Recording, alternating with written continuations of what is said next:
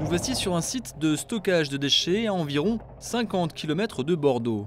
Des déchets ultimes, non dangereux, pas valorisables à ce jour. 95 hectares d'exploitation et des déchets peu visibles, mais bien présents. Une fois recouverts de terre, ils se décomposent et créent du gaz. Un gaz qui vaut de l'or. Ici, on voit le réseau de tuyauterie qui est posé sur le casier, qui récupère le biogaz qui est donc aspiré en centrale. Et donc on a des vannes de réglage, d'équilibrage du réseau qui nous permettent de contrôler l'aspiration de ce biogaz. Le gaz est acheminé jusqu'à cette usine. Il alimente des moteurs qui produisent de l'électricité vendue à EDF.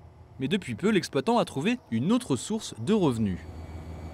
La nouveauté, c'est que nous récupérons donc la chaleur issue de ces moteurs, à la fois des cheminées, des fumées de ces moteurs, mais aussi des circuits de refroidissement, pour récupérer l'énergie thermique issue de ces moteurs. Cette chaleur produite est appelée énergie fatale. Plutôt que de l'évacuer dans l'atmosphère, l'énergie est récupérée et envoyée dans un réseau de chaleur d'1 kilomètre pour, au final, être vendue à un producteur de tomates sous serre. 40 000 mètres carrés, une production intensive, 2700 tonnes par an, une monoculture en hydroponie. Mais surtout, d'énormes besoins énergétiques pour maintenir la température à une vingtaine de degrés. Nous sommes en présence ici d'un réseau basse température. Vous avez un aller ici en haut et un retour ici en bas. Il y a de l'eau qui circule à maximum 50 degrés. Ça permet de chauffer nos fruits pour essayer de garder une belle qualité et pour aider la maturité quand il en sera temps.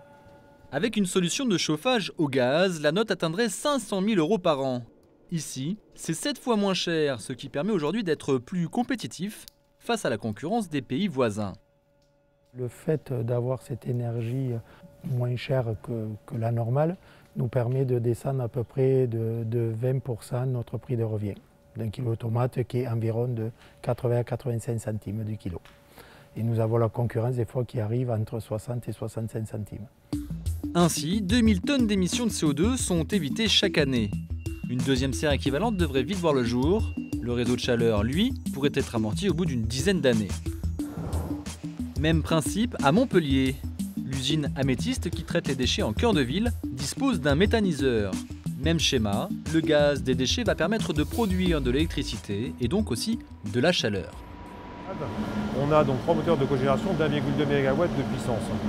La chaleur fatale de ces moteurs de cogénération va être captée par un premier circuit de circulation d'eau chaude interne à Améthyste. Et puis, qui est en boucle avec un second circuit, qui est un réseau d'amener de chaleur sur tout un écoquartier, qui est situé à peu près à 500 mètres de là, entièrement neuf. Aujourd'hui, Améthyste alimente en chaleur, eau chaude sanitaire et chauffage 1600 logements. Et aussi une clinique de 17 000 m². Ici, les avantages d'un réseau de chaleur sont d'abord techniques. Donc le réseau de distribution dans le parking et dans les postes de livraison. Vous avez un tube aller, un tube retour. Ça prend pas beaucoup de place pour une puissance de plus d'1,5 méga, qui permet 0 entretien, c'est-à-dire qu'il n'y a pas de gaz, pas de fuel. Vous n'avez que de l'eau chaude qui circule et qui, en fait, c'est une vanne de voie qui vient réguler en fonction des besoins. Soit elle s'ouvre, soit elle se ferme en fonction de la température autour. C'est très simple. La récupération de cette énergie fatale permet de réduire l'impact carbone de 2000 tonnes par an. Une aubaine pour le climat et aussi pour les habitants.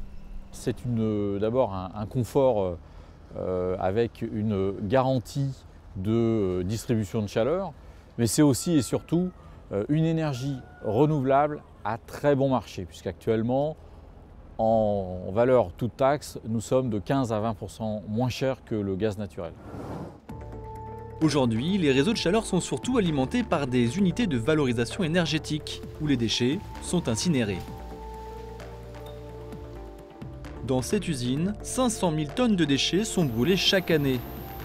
On y produit de l'électricité, mais surtout de la chaleur.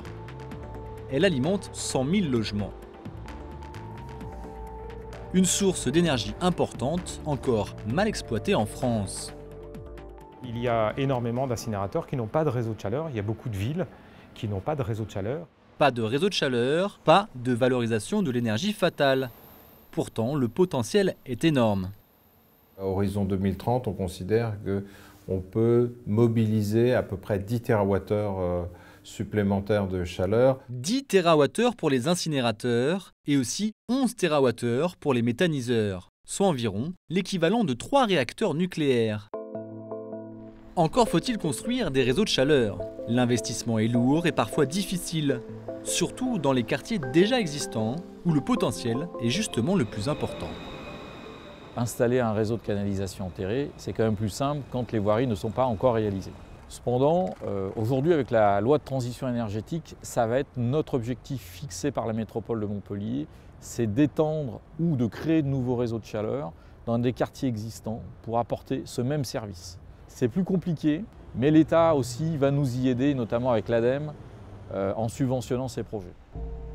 Le développement des réseaux de chaleur alimentés essentiellement par de l'énergie fatale ou renouvelable dépendra donc des subventions, mais pas seulement.